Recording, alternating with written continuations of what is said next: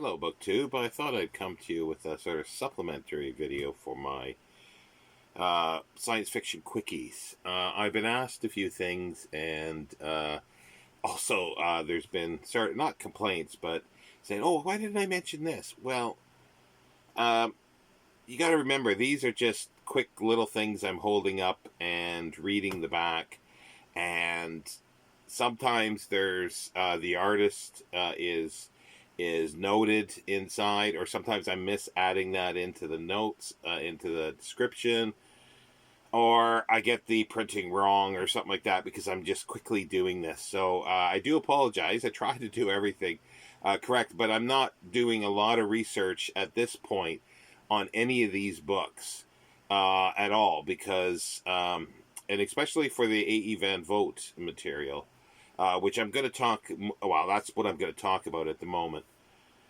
is that he changed his stuff. He like a lot of it's fix up novels, but then he tinkered with it.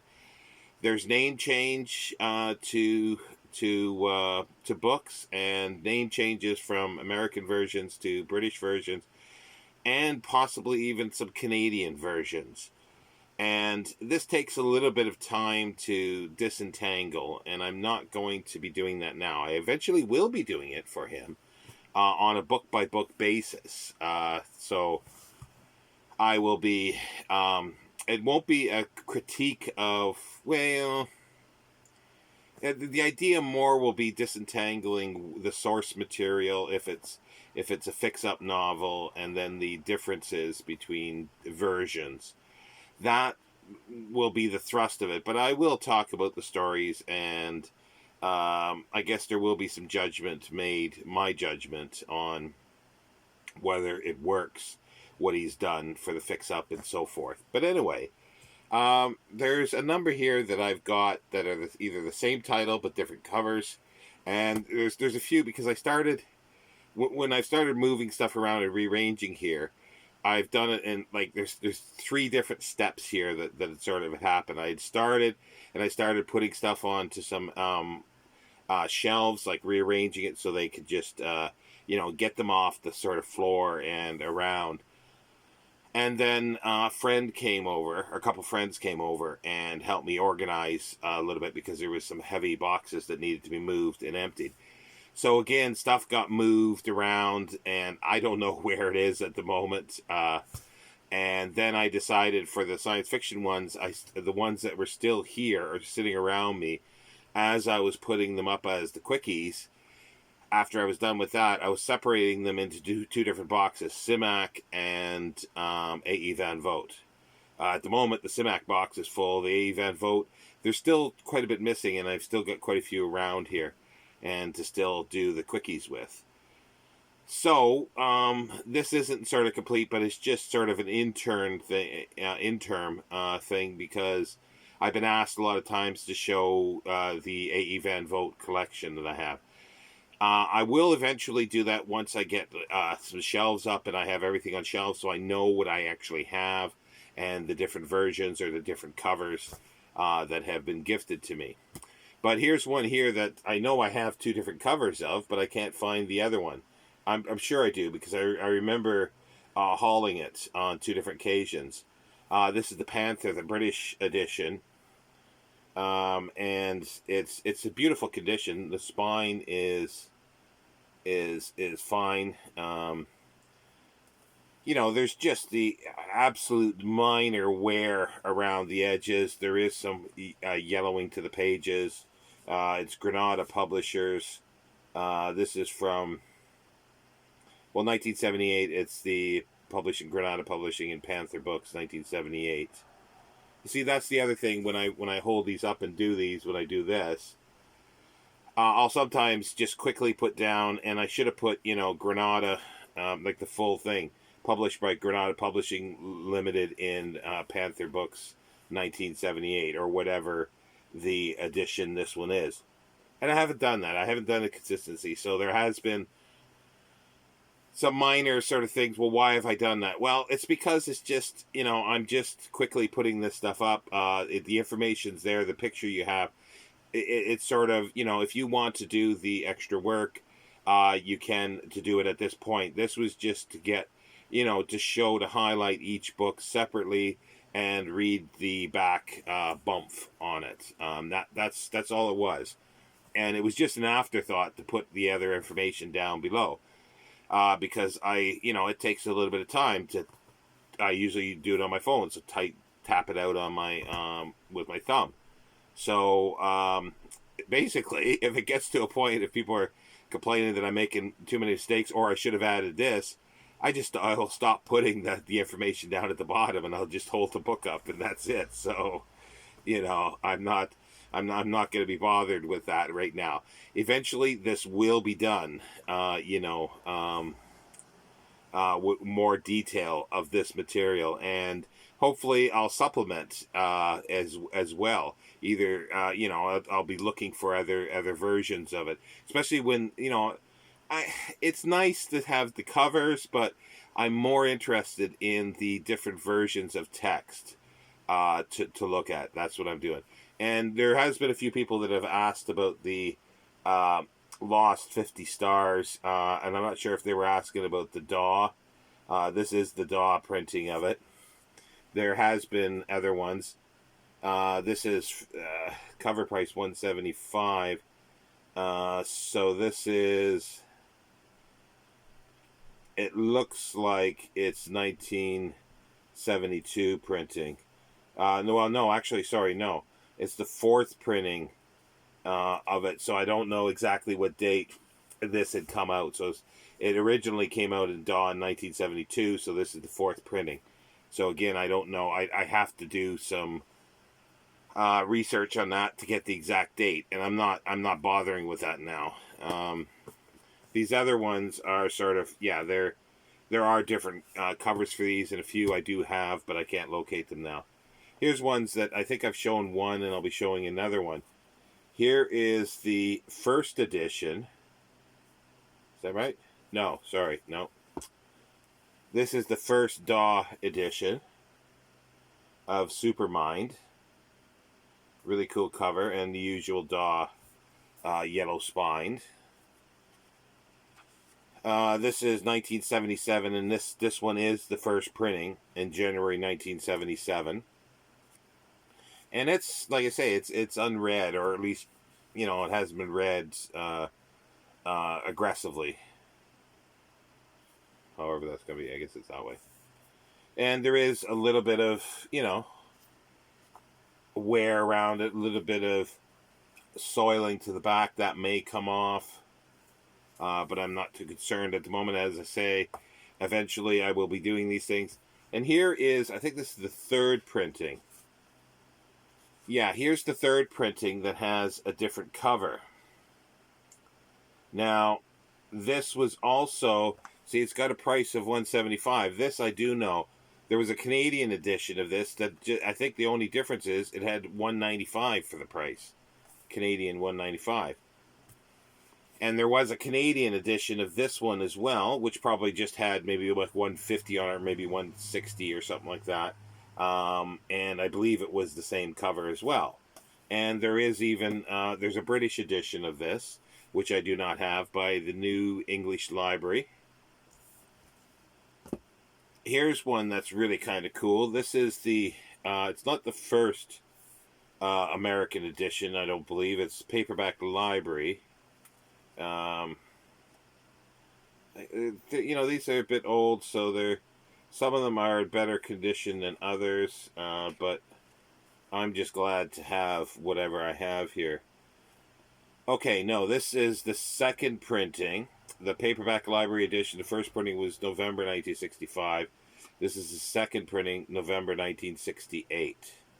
It originally was published, like it's two stories of some sort. I have to look into it, but 1950 and 1960. And it's The House That Stood Still. And a previous bookseller did something that I think is reprehensible and evil, is they've taken black marker and blotted out the price.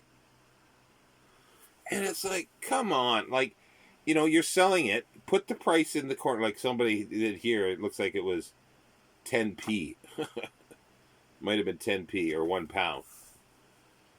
Now, your used bookshop, you're not selling it. Anyway, I could go on a rant about that stupidity of people when they do that, or they take a pen and do that, or rip out the price. Now, here's the British edition of the same book. Well, the same. See, again, these are things that I need to look at because I don't know if there's any changes in the text between these. But this one's called The Undercover Aliens. See, look at the difference of color. I like the British. Well, that's a good one too, but the British one, like you can see the difference there, obviously. And this one is Panther. It is first Granada Publishing Limited and Panther Books, 1976. And this was a reprint from 1980. So 4 years after. And I'm sure there are different covers for this, British ones. I don't have a gallery of it or anything like that. That's, again, something that I will be looking it up. So have no fear. The details will come, as well as the cover artists, as much as I can discover. Because not everybody... not every publisher puts the cover artist in, and it almost looks like a Chris Foss cover, but that's just a guess. And I'd have to research that. Now, here's another one. It's an ace. The Battle of Forever. And the cover art does say John Schoenherr. It says 1971, so I'm assuming that is the first printing of the Ace, 1971. The Battle Forever. And then here's the British edition, which is the New English Library, which has a cool cover, but it's in rough shape. This one is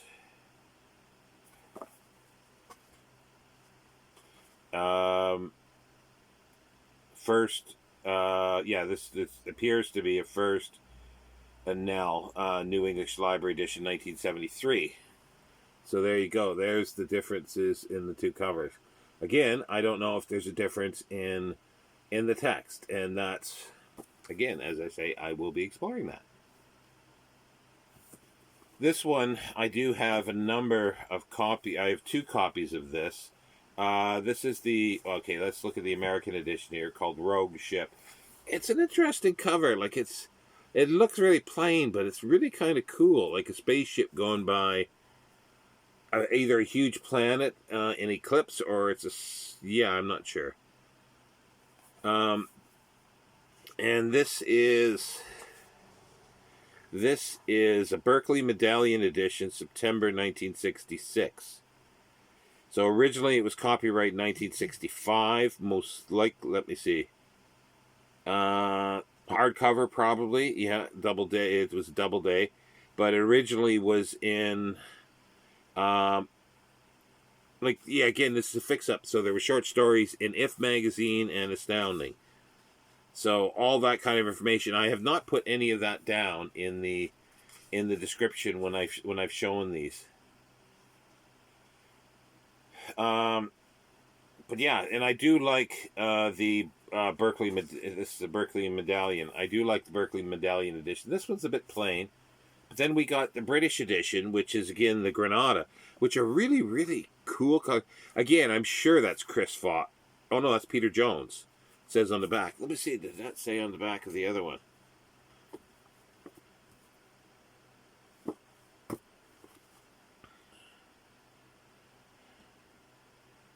No, I don't see. See, that could be Peter Jones as well. It's got, that could be, this could be Peter Jones, not Chris Foss. So there we go. That's the Granada edition, and I'll hold them up side by side in a moment. This is first published 1975, so I'm assuming that is the first Panther printing, Granada Panther. So there's the American version, and there's the British version a few years later. Again, this one's nicer, the British. Bloody glare.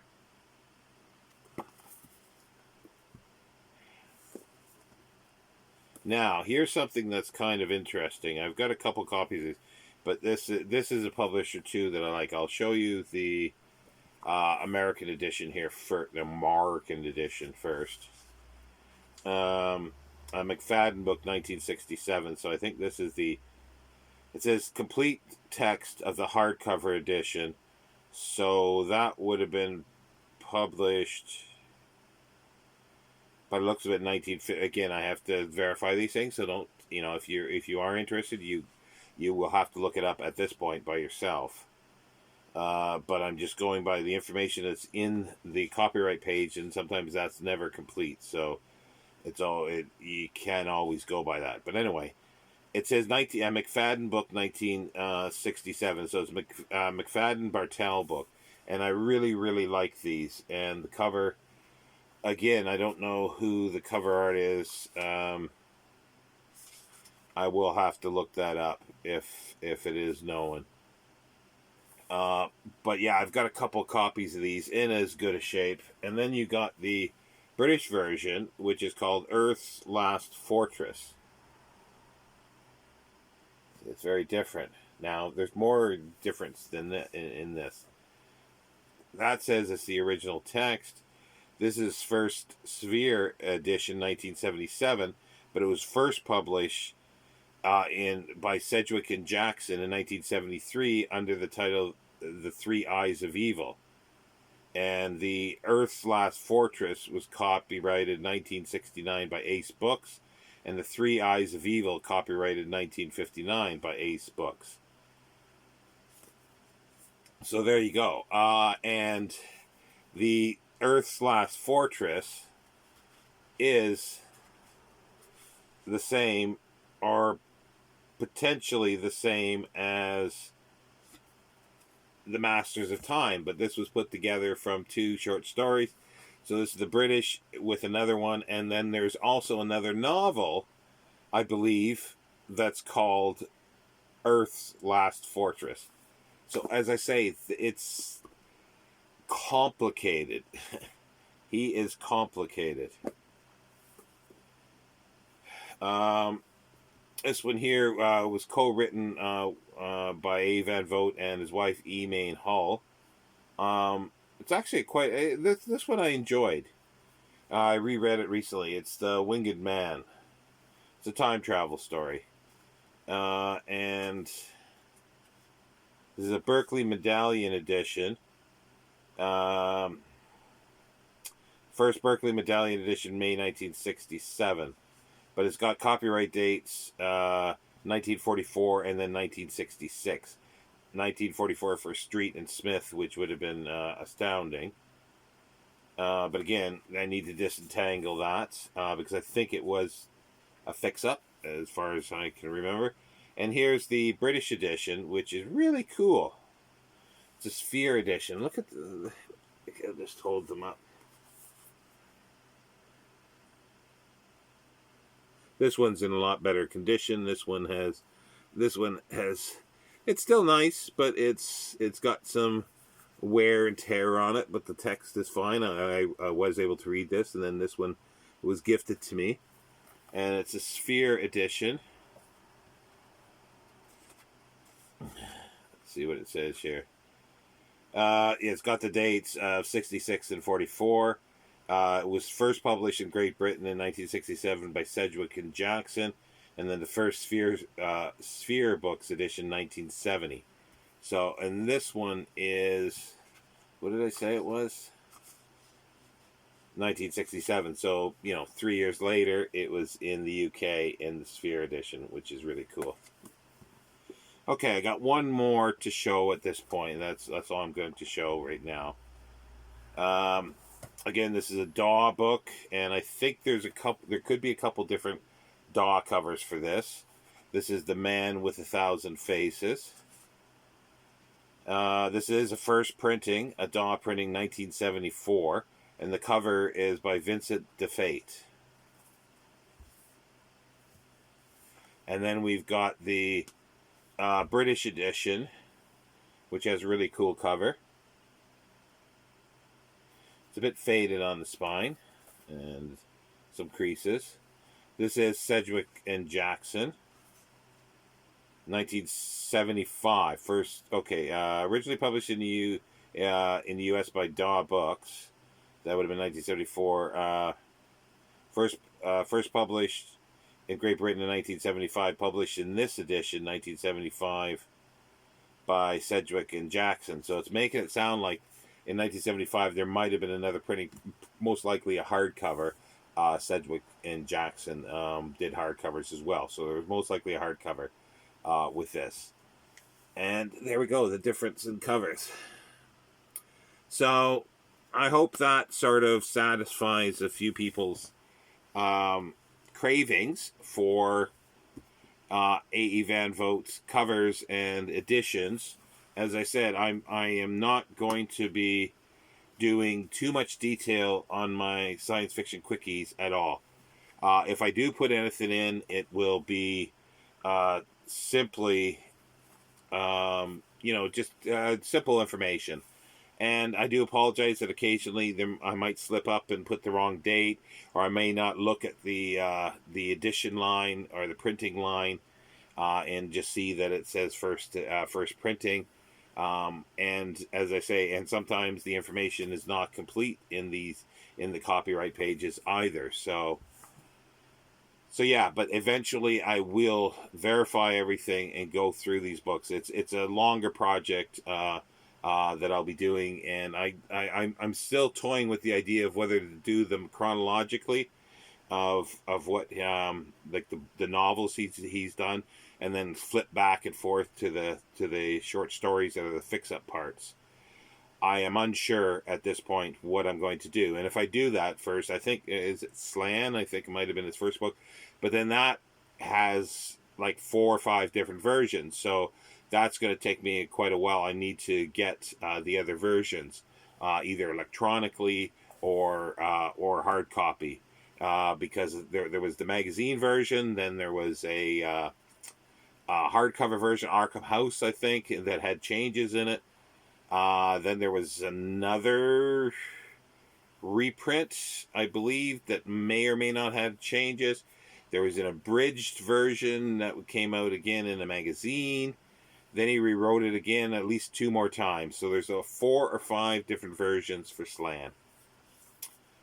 So, yes, that is a bit of a rabbit hole is A. Van Vogt, but not, a lot of writers have sort of done that kind of thing, and it's just that I've latched on to A. Van Vogt to do this. For my Clifford Simak stuff, there isn't that much. There's a bit of difference between the magazine version occasionally and the printed version, for the novels especially. And for the short stories, there were little changes. So there will be things like that. But he didn't tinker with his stuff like A. Van Vogt and other authors did.